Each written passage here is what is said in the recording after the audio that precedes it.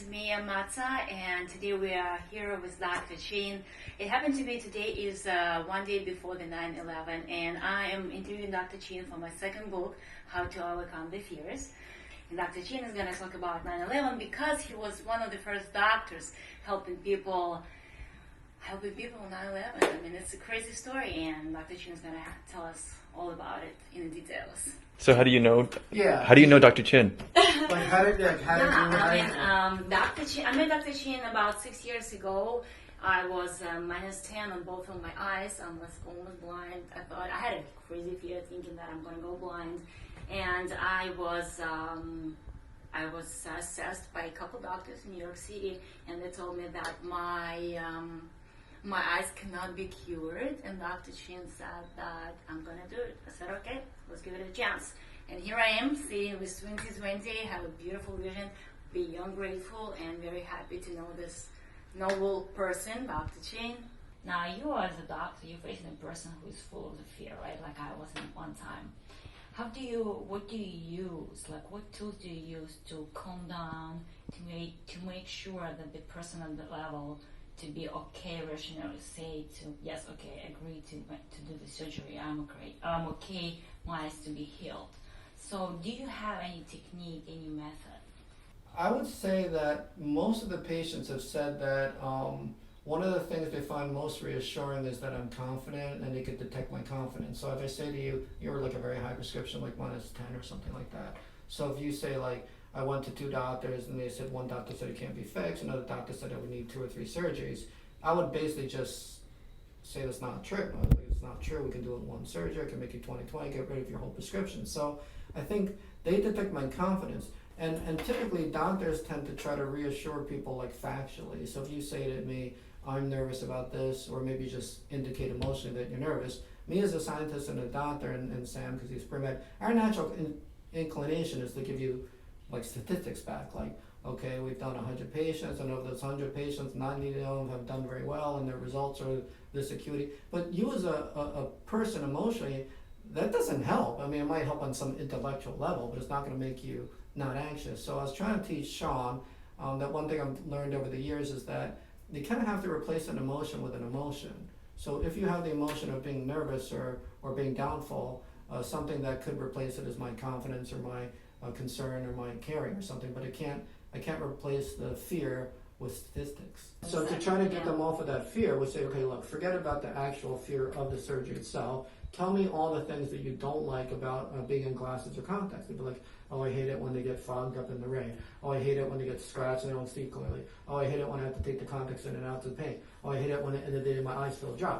So then you have to talk to them about, hey, what are you looking forward to about not wearing glasses? And you have to get the whole story. They can't just be like, I'm looking forward to not wearing glasses or contacts, because that's not an emotion, right? Let's say they say something like, oh, I'm looking forward to foreign travel because it's a pain in the neck with contacts. You're in an exotic country, you don't have solutions. I was like, okay, tell me about one of the trips that you're thinking of going on. Okay, I'm thinking of going to Madagascar. Okay, what would you like to do in Madagascar? Then you have to paint the whole picture and then be like, oh, imagine yourself in Madagascar. You wake up in the morning and instead of having to go put on your glasses contacts, you see the tropical thing and just jump right into the ocean. How would that make you feel? And they're like, wow, that would be amazing. See, and then you just replace the fear with this excitement or anticipation, and it works. That's very smart. That's brilliant. That's brilliant. Yeah, so you have to replace emotion with emotion, okay? That's one important thing. You were one of the first people. Yeah. Okay, can you tell us more about it? Okay, so look, this probably has to do with the fact that I'm really not normally fearful. In other words, I'm probably less fearful than the average person, really. And I know this because there's stupid incidents, like at Columbia when I went there was like a bad area, and people would typically get mugged all the time, constantly getting mugged, okay? So I remember I was like out at around midnight, and some guy comes up to me and they're with like a knife, and they take out the knife and they try to mug me. But this is right when I was training for the New York Marathon, so I was like in really good shape running. And instead of being like 1 or 2 feet away from me when they pulled out the knife to try to mug me, the guy was like 3 or 4 feet away from me. It's like too far away, because back then I was super quick. So I just started to run, and then he was chasing me with a knife, and I figured after like a block or 2, there's no way he's going to catch me ever. So what would the normal person do? They would just run away and that's it. But I was mad because he tried to mug me, so I just slowed down and I taunted him. I would just slow down, he'd catch up, and I'd be like, hey, why don't you try to catch me? And I'd run again, and he'd be like, and by the end of it, he was just like, like passing out. I'm like, you fucking asshole. Then I could go close to him and start screaming at him. But that's not a normative reaction, okay? So things like that show you that you're not fearful. You know, saying it's the opposite of fearful. It's more like, he's trying to do this to me, I'm going to try to get back at him, when he's the one with the knife. Same thing on 9/11. In other words, when 9/11 happened, I was like in my apartment. I came out of my apartment because I lived downtown. I could see the towers on fire, right? So we're just looking at the towers on fire, looking down 6th Avenue. I'm like, what happened? And someone's like, oh, I don't know. What time was it? It's like in the morning, like, you know, like, I don't know, 9 o'clock or something. And I'm like, what happened? They're like, oh, some plane went into the World Trade Center. Really? That's weird. And this is before people think it's a terrorist. You think it's like an accident or something, right? So I was like, oh, okay, that's interesting. And then they start having the police reports that it's a terrorist thing and stuff like that. I call in to go to work and at the hospital. This is like New York, near. And they're like, okay, there's a terrorist attack, so just stay put, and we're going to try to call the doctors to come to work at the hospital when we need volunteers to take care of the problem, the victims. But like, this is like, I don't know, before it got attacked, you know, the World Trade Center got attacked twice, okay? There was a truck bomb in the basement before. It didn't work, it didn't take down the building, but there was a truck bomb with the intent of taking down the building. So that was in 92, I was interned at St. Vincent's, and I remember I was on call, and then I was supposed to go off duty, and they kept us all in the hospital. They said, look, we're not going to release all the doctors as usual, have the new doctors come in, because we're going to take a lot of casualties, so just you have to stay. So we all stayed, and we're double shifts, the new shift and the old shift.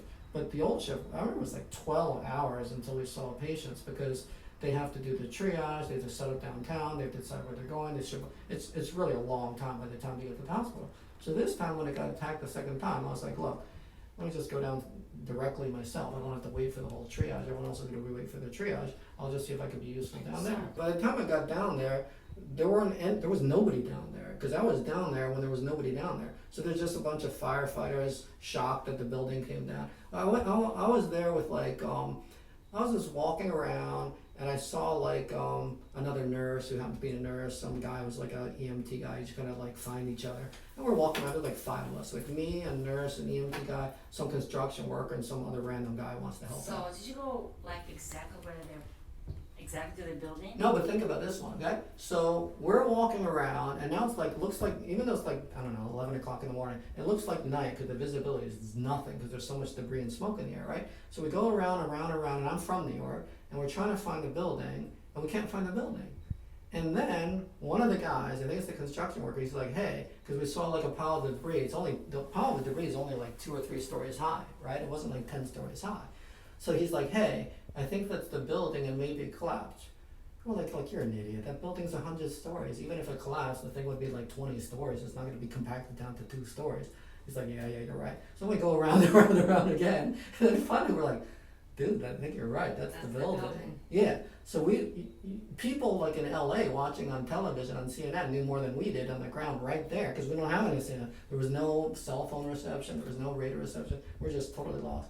So, like, who would go down there? I mean, it's. What was your goal? Well, I wanted to help the people and not wait for them to come up. Didn't you fear, coming back to the fears, didn't you fear that something, I mean, you can get hurt, another bomb can be dropped, yes, I would say. You were going to the environment where you can be injured. Oh yeah, everything was. There were like cars exploding because there was debris falling, and there were fire trucks that were like on fire. So what motivated you to overcome? Well, what motivated me was go down to help, okay, and I wanted to help the people, make use of my medical knowledge, and also I was there. Even knowing that you can die. Well, no, once you get down there, it is disconcerting. But if you think about the group of people that I was wandering around with, we're all abnormally fearless, because the average person would say, this is crazy, I could die, I'm the hell out of here. So there's something about us that just doesn't process fear in the same way, I would say. Because we were just screaming the other way. I mean, you're walking, and also public transportation was shut down, so I had a rollerblade down there. There's no other way to getting down there. I tried to flag like taxis, and they wouldn't stop. They're going the other way. So then I just got my rollerblades and went down. But then within like 10 blocks, the debris gets so thick you couldn't even you couldn't even rollerblade.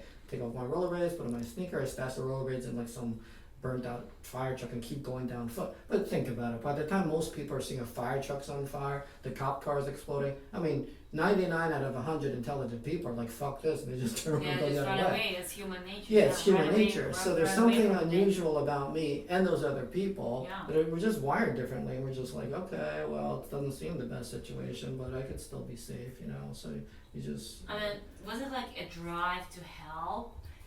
Was motivating you, or did you like did you process a thought, or you were just something internal, so much more stronger than you are, was pushing you to help? Well, actually, look, right back then, nobody knew it was a terrorist attack. This is really in the first few hours. This is before people on CNN had to analyze But it. you knew it was terrorist attack. No, you have no idea because you have no access to radio, no access to media. So the only thing that we knew was that there was like a bad emergency in New York and people are going to be in trouble. So if you think about it, I really think that my primary desire and the desire of the other few people who were down there was to help the fellow New Yorkers. And I think I was born in New York. I have probably a stronger desire to help New Yorkers and like this is my town. You know, like the Boston Marathon bombing, one of the things the Boston people were very proud and like, oh, you fuck with the wrong town, we're like Boston proud. It's kind of like that. It's like a little family feeling of New York, you know, and I think New Yorkers have this. So I would say the main reason I went down and the other people went down there is to help their fellow citizens. But did you feel a bit like this, like worry? Maybe this is my life. Yeah, I mean, I mean, exploding cars, everything, you know, everything happens. Well, look, on the second day, because we were there for like many days, on the second day, what people were starting to do, they were starting to write their social security numbers on themselves. You see what I'm saying? Helping out. Yeah, it's like in a really, war zone or just something. in case. Just in case. You just like a Sharpie and like put your social number and your telephone number. That's when you're starting to really perceive that it's not a safe walking in environment. the fire. Yeah, but you know, I would just say it's useful talking to me about the sphere thing for your book, but I would be an outlier. I mean, definitely I would be an outlier in terms of how fearful I am of things in general, but of big things. Like I'm probably as afraid of little things as the average person. Like I hear something in the night, little sound, I'm like, oh, who's that? Oh, maybe there's some intruder.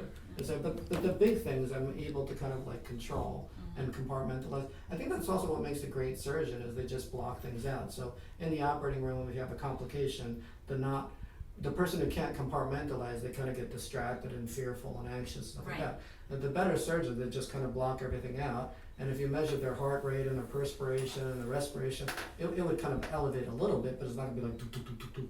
Right. You have the ability so to summing control. up, you can say that you can train yourself not to be fearful. And I think going back, because we do have the earlier interview questions where I was little, I was an immigrant's kid, I was Chinese, and I was tiny. I've always been small and getting beaten up as a kid, okay? I think that trained me to be getting past the fear and confronting fear. So in some sense, if I was born like a bigger guy and maybe not Chinese, not getting beaten up when I was a kid, I wouldn't have to overcome fear and you know, there was a dog on my street used to attack me every day. I love dogs now, but most people, after they get bitten by a dog and attacked, they wouldn't be like, fuck this, I'm not into dogs.